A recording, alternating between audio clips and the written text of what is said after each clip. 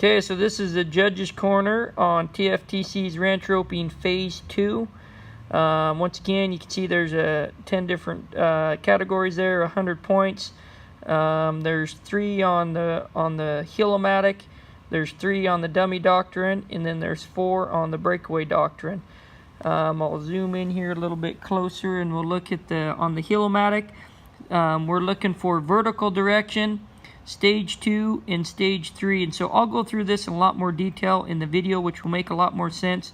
I'll just scroll down here and we'll look at the definitions. So willing submission, remember it's after initial cue, the horse does the job on a loose rein and no leg pressure.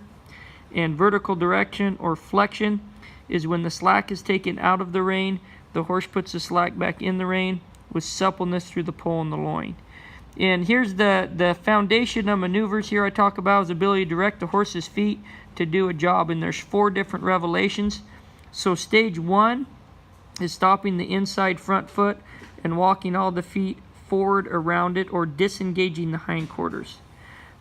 Stage 2 is using the hindquarters to pull the horse in a reverse motion or backing. But the important part there is how they back. They should be pulling with their hind feet, not pushing with their front feet. If they're pulling with their hind feet, they will round their back and their head comes down. If they're pushing with their front feet, they'll hollow their back and their head will come up. So here on stage 3, the front feet and hind feet move together in a lateral motion, which would be like a side pass or a 2-track. And then over here, stage 4, stop the inside hind foot and walk the other feet forward around it. So those maneuvers would be used for like a rollback or a spin to turn with the cow. And then the stockmanship definitions, those are basically the ones that we've already been through, and I'll go through them some more. But in the dummy doctrine here, it just advances more. We're on a horse, and we'll go through the 4 stages. And of course, we're looking for a loose rein, and then when we do take the slack out of the rein, to having soft and supple into our hand. And then efficiency would be catching the first loop. And then the other thing here on the phase 2 is difficulty. If they got a couple coils in their hand, they could even throw a turnover or a backhand or a hula hand or some different shots there and get more points there. But like I said, difficulty and efficiency. So if they catch the first loop, they get more points, and obviously if they throw a fancy shot and then miss. And then the same thing that we did in phase 1, we turned the cow in and away to the left and right, and turn the cow in and away both ways, I guess, there.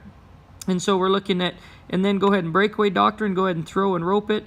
And so we're looking at efficiency, difficulty, and dally. So once again, if they throw a fancy shot and catch it, we'll reward them a little bit, but if they miss it, obviously they get docked. So efficiency, difficulty, and then if they stop their horse straight and dally, and then the willing submission and the good communication there as well. And so anyway, that's been the score sheets on the phase 2 ranch roping. Good to have it back. All right. So I'm going to go through some of the basic vocab words, some of the basic things we'll be looking for in the horsemanship component of this. And obviously it changes between the groundwork, phase 1, and then phase 2. So I'll kind of start out with, in my mind, what I look for in having a broke horse and what I teach at TFTC here, and what I'm constantly thinking in my mind when I go to sell a horse and what a basic foundation is. One of the things that I really try to encourage is what I call willing submission.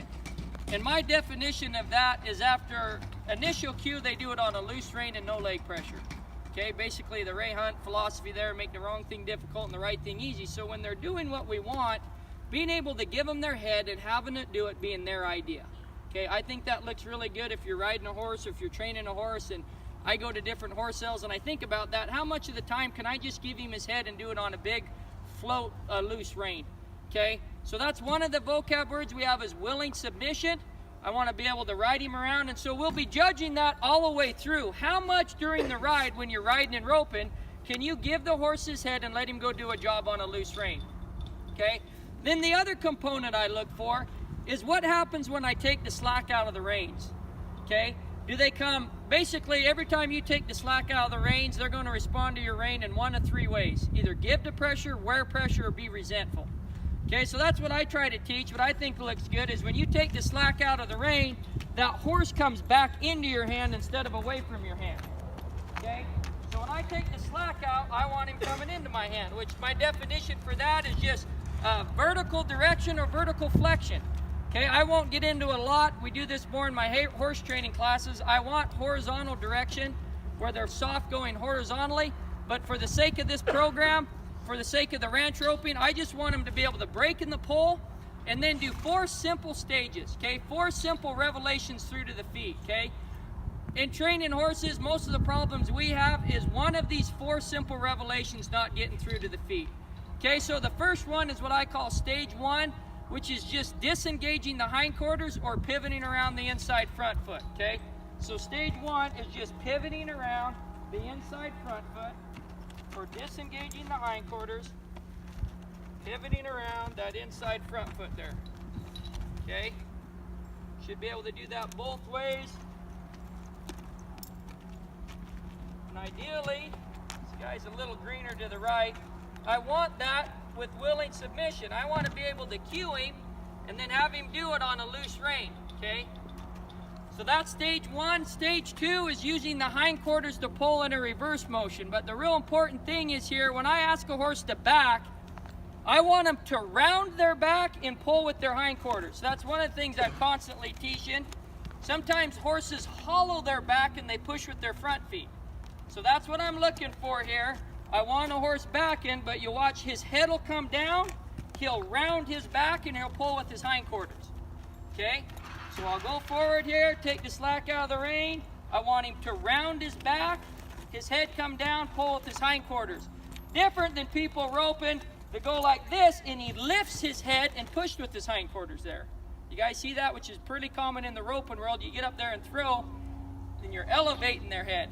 Okay? The next one is what I call stage 3, which is the front feet and hind feet moving together in a lateral motion, okay, or a side pass, or a 2-track, okay? I just want this horse to be able to move laterally, okay? So that's stage 3. The last one is stage 4, which is pivoting around an inside hind foot, which would be the same thing with turning with the cow for a spin or for a rollback, okay? So I'm just going to pivot around that inside hind foot. Okay, so these are just the basic vocab words that I think about instilling in a horse when I'm riding them. To be successful ranch roping, anything on the ranch or team roping or reining or anything, it's just those simple 4 revelations through to the feet. And when I take the slack out of the reins, I want them coming into my hand instead of away from my hand. Okay, so that is an introduction to the vocab words in the horsemanship. Now I'm going to go through phase 1 and phase 2 and specifically what I'll be looking for. Yeah. All right. So now I'm going to go through the roping component, the hillomatic component for phase 2. So if all these were just incorporating a little more horsemanship, a little more difficulty in the roping, and a little more component of the stockmanship, okay? With the dummy roping on this, the stockmanship component's going to be way more applicable to a branding, okay, than necessarily team roping, okay? One of the big problems that we have in the branding trap is someone will rope a calf and they'll be kind of flighty and bucking around, and someone will come in to heel them. They'll go to heel them, they'll come into flight zone, and they're behind the balance point, and they'll run the calf up the rope. And I've been to a lot of brandings where they're just heelers chasing the calf around the header, and you don't have a straight, consistent shot. So my job as a heeler, if I'm a stockman, I should be able to regulate the speed and direction of that calf. So one of the things I like to try to teach people to do is just how to do that, okay? So I'm going to go through, for heeling, okay, the different vocab words, and you can look at the bottom of your score sheet what these vocab words are. But the definitions there, I'm going to be looking for vertical direction. So vertical direction is when I take the slack out, he puts the slack back in vertically. Then I'm also looking for willing submission. Can I give that horse his head and have him do the job? Okay. Then the revelation through to the feet, I'm looking for stage 2, okay, and stage 3, which is side pass. Okay, so those are the vocab words I'm looking for here. So I'll go ahead and have him pull the dummy.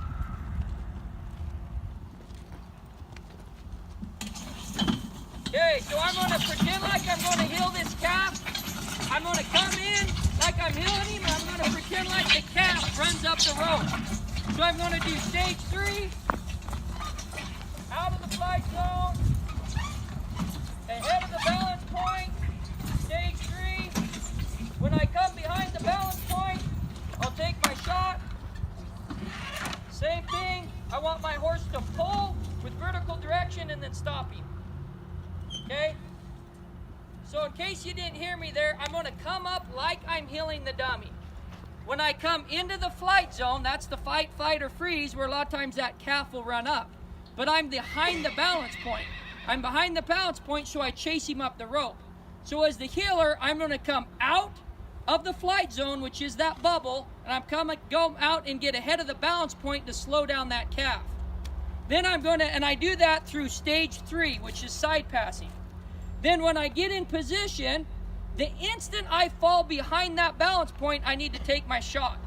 If I don't, he'll run up the rope again. So I'll do that, and then I'm looking for stage 2, which is pulling in vertical direction. So I'll show you guys that one more time without talking, and you can just kind of watch.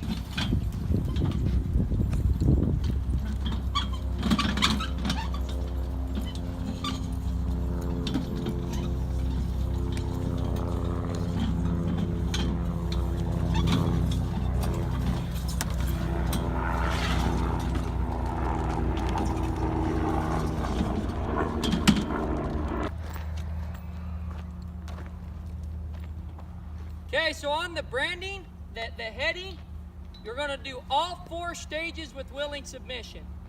Okay, and I'll go through that. Stage 1, pivot around an inside front foot. Stage 2, using the hind feet to pull them in reverse motion. Stage 3, which is a side pass, and stage 4, which is pivot around an inside hind foot. So the muscle memory we're trying to establish here is we're going to pretend like we just roped a calf at a branding. Okay, and I dally, and that calf is bucking around. When I first rope him, I kind of let him buck and settle down. Okay, then I'm going to pop my turns, and I'm going to walk up here fast, and I need to be able to coil as fast as I'm walking, and then dally and pick up that tongue. Okay, so I want to have the kids practice doing that. They'd be able to dally and get up short. Okay, now I'm going to do stage 4, which is pivoting around an inside hind foot. And I don't want that dummy to move.